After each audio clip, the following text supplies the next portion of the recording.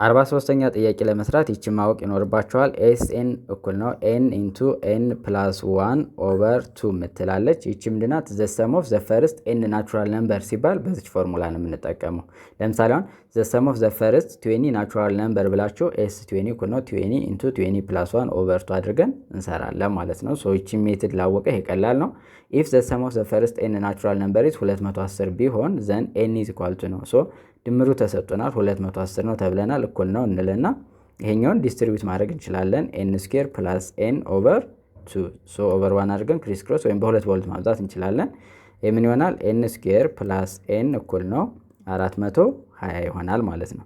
ከዛች ወደዚህ ስታመጣት ምን ይሆናል? ኤን ስኩዌር ፕላስ ኤን ማይነስ 420 እኩል ነው 0 ኳድራቲክ ሆነ ማለት ነው። ሶ ይሄ ኳድራቲክ ከሆነ በኋላ ምንድነው የምንለው? ሲባዙ ስንት የሚሰጡን? ማይነስ 420 የሚሰጡን፣ ስንደምራቸው ደግሞ አንድ የሚሰጡን ማንና ማን ናቸው ነው። ሶ ከአእምሯችሁ ብቻ ማሰብ አይጠበቅባችሁም፣ ከምርጫው ማየት ይኖርባችኋል። 20 እና 21 በቃ አይደል? ስለዚህ 20 እና 21 ካደረግን በኋላ 20 ሲባዛ በ21 ይህን ይሰጠናል። ዘንድ ደግሞ ምን እናደርጋለን? ሲቀነስ ወይ ደግሞ ሲደመር በሚለው ደግሞ ሲደመሩ ስንት መስጠት አለባቸው? አንድ መስጠት አለባቸው። ስለዚህ 21 ሲቀነስ 20 ሲሆን ነው የሚሰጠን። ስለዚህ ማና ማናቸው? 21 ኤንድ ማይነስ 20 ናቸው ማለት ነው። ስለዚህ ኤን የምንወስደው ምንድን ነው? ኦፖዚቱ ነው አይደል?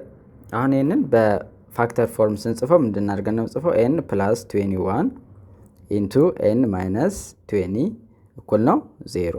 ይሄ ደግሞ 0 የሚመጣው ምን ሲሆን ነው? ኤን እኩል ነው ማይነስ 21 ሲሆን ወይም ደግሞ ኤን እኩል ነው ስንት ሲሆን ነው? 20 ሲሆን ይሄ ትሩ ይመጣል። ሶ ኤን ስንት መሆን አለባት ማለት ነው? 20 መሆን አለባት ማለት ነው። ስለዚህ ኤን ናቹራል ነምበር ማለት የ20ዎች ነው ማለት ነው። አሁን እዚህ ጋር ዘ ሰም ኦፍ ዘ ፈርስት 20 ናቹራል ነምበር አሁን እዚህ ጋር ብንፈልግ ስንት መስጠት አለበት? 210 መስጠት አለበት ማለት ነው። እንዴት ነው ቼክ የምታደርጉት? 20 ኢንቱ 20 ሲደመር 1 ኦቨር ስንት? 2 ከዛ በኋላ ጀስት ይህንን ማቃለል እንችላለን። 10 ይሆናል። 20 ሲደመር 1 ስንት ነው?